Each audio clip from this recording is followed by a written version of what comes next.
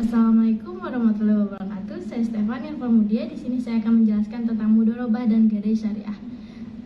Nah, mudharabah memiliki dua istilah, yaitu al-mudharab dan al-qirad. Nah, diambil dari kata dorb yang artinya berpergian atau berjalan. Sedangkan istilah al-qard berarti al-qatu, sepotong. Karena pemilik modal mengambil sebagian dari hartanya untuk diperdagangkan, dan ia berhak mendapatkan sebagian dari keuntungannya.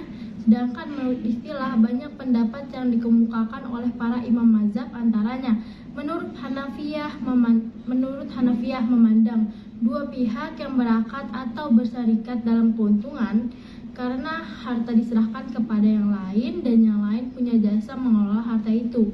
Dan menurut ulama Syafi'iyah, mudharabah akad yang menentukan seseorang menyerahkan hartanya kepada yang lain untuk dijarahkan. Dan menurut Malikiyah, akad perwakilan di mana pemilik harta mengeluarkan hartanya kepada yang lain untuk diperdagangkan dengan pembayaran yang ditentukan. Dan menurut Imam Hanabilah, pemilik harta menyerahkan hartanya dengan ukuran tertentu kepada orang yang berdagang dengan bagian dari keuntungan yang diketahui. Dari pendapat tersebut dapat diketahui bahwa mudharabah adalah akad antara pemilik modal dengan pengelola tersebut dengan syarat bahwa keuntungan diperoleh dua belah pihak sesuai dengan jumlah kesepakatan. Dan contoh dari mudharabah tersebut yaitu seseorang memiliki sebuah mobil yang akan diserahkan kepada mudhari, pengelola modal. Ketika akad kerjasama tersebut wajib ditentukan nilai mata uang saat itu. Misalnya disepakati 80 juta modal mudharabah tersebut, 80 juta, yaitu berarti itu yang disepakati. Dan yang kedua, saya akan menjelaskan tentang gadai syariah. Pengertiannya yaitu secara bahasa gadai diartikan sebagai al-subut dan al-hab, yaitu penetapan dan penahanan.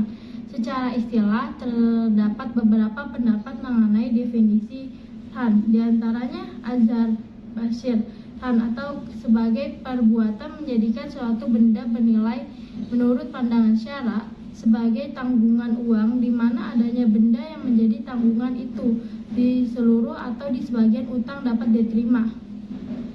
Akad perjanjian pinjam-meminjam dengan menyerahkan barang sebagai tanggungan hutang, suatu barang yang dijadikan peneguhan penguat kepercayaan dalam hutang piutang. Dan menurut adat, menyerahkan tanah untuk menerima sejumlah uang secara tunai dengan ketentuan. Si penjual atau penggadai tetap berhak atas pengambilan tanahnya dengan jalan menebusnya kembali. Dari beberapa pendapat tersebut dapat disimpulkan bahwa al-rahn adalah menahan salah satu harta si milik peminjam yang digunakan sebagai jaminan, dan ditahan tersebut memiliki nilai ekonomis. Secara sederhana, al-rahn adalah semacam barang yang dijadikan sebagai jaminan hutang. Pemilik barang gadai disebut rahin dan orang yang mengutangkan disebut murtahin. Contoh misalnya, ada seseorang yang berkata, aku gadaikan handphoneku ini dengan harga 1 juta, dan yang satu lagi menjawab, aku terima gadai handphonemu seharga 1 juta. Atau bisa juga dengan cara nonverbal seperti menggunakan surat atau isyarat sebagainya. Sekian penjelasan resume dari saya. Terima kasih. Wassalamualaikum warahmatullahi wabarakatuh.